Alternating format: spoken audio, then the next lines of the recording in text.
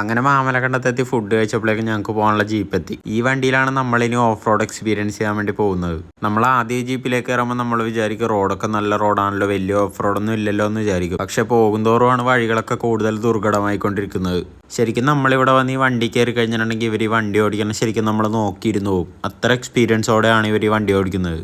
പിന്നെ ഈ ട്രക്കിങ്ങിന് പോകുമ്പോൾ ചില ഭാഗങ്ങളിലൊക്കെ ഒരു ജീപ്പിന് പോകാൻ വേണ്ടി കഷ്ടിയുള്ള ഗ്യാപ്പേ ഉള്ളൂ. അപ്പോൾ ഇതുപോലെ ഓപ്പോസിറ്റ് ജീപ്പൊക്കെ വന്നാൽ നമ്മൾ ഒതുക്കിയൊക്കെ കൊടുക്കേണ്ടി വരും. ഇവിടെ ഈ ഡ്രൈവർ ചേട്ടൻ പറഞ്ഞത് ഈ മലയുടെ മേളിൽ ധാരാളം കുടുംബങ്ങൾ പണ്ട് ഉണ്ടായിരുന്നു എന്നാണ്. അവർക്ക് പോകാൻ വേണ്ടി വെട്ടിയ വഴിയാണിത്. പക്ഷേ ഇപ്പോൾ ഇവിടെ മൃഗങ്ങളുടെ ശല്യമൊക്കെ ഉള്ള കാരണം അവരൊക്കെ ഇവിടെ നിന്ന് ഒഴിഞ്ഞുപോയി. ഇപ്പോൾ ഇത് ജീപ്പ് ട്രക്കിങ്ങിനൊക്കെ വേണ്ടി മാത്രം എടുക്കുന്ന വഴിയാണ്.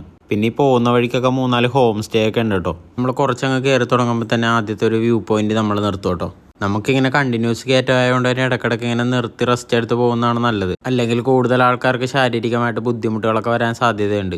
നമ്മൾ ആദ്യം നിൽക്കുന്ന വ്യൂ പോയിന്റിൽ തന്നെ ഒരു ചായക്കടയുണ്ട്. ഈ ചായക്കടയ്ക്ക് ഒരു പ്രത്യേകതയുണ്ട്. എറണാകുളം ജില്ലയിൽ തന്നെ ഏറ്റവും ഉയരത്തിൽ സ്ഥിതി ചെയ്യുന്നൊരു ചായക്കടയാണിത്. ഈ നിൽക്കുന്ന മധുച്ചേട്ടൻ്റെതാണ് ഈ ചായക്കട. രാവിലെ 6 മണിയൊക്കെ ആകുമ്പോൾ ഈ ചായക്കട തുറക്കും. അതുകൊണ്ട് തന്നെ അതിരാവിലെ ട്രക്കിങ്ങിന് വരുന്നവർക്ക് ഈ കടയിൽ നിന്ന് വല്ലതും വാങ്ങി കഴിക്കാനും ചായ കുടിക്കാനൊക്കെ പറ്റും. ചായ, കാപ്പി, ചുക്ക് കാപ്പി, കപ്പയും മുട്ടയും ഓംലെറ്റൊക്കെ ഇവിടെ നിന്ന് കിട്ടും കേട്ടോ നമുക്ക്. അപ്പോൾ ലൈറ്റായിട്ട് ഇതുപോലെയൊക്കെ എന്തെങ്കിലും കഴിക്കണമെന്നാണെങ്കിൽ നമുക്ക് ഇവിടെ നിന്ന് മേടിച്ച് കഴിക്കാവുന്നേ ഉള്ളൂ. ഈ ചായക്കടയുടെ തൊട്ട് പുറകിൽ തന്നെയായിട്ട് ഉറവയെന്ന് വരുന്ന വെള്ളം ഇതുപോലെ കെട്ടി നിർത്തിയിട്ടുണ്ട്. അപ്പോൾ നമുക്ക് കൈ കഴുകാനോ കുടിക്കാനോ ഒക്കെ വെള്ളം എടുക്കണമെങ്കിൽ നമുക്ക് ഇതിൻ്റെ അകത്തുനിന്ന് എടുക്കാം. നല്ല ഫ്രഷ് വെള്ളമാണ് കേട്ടോ ഇത്.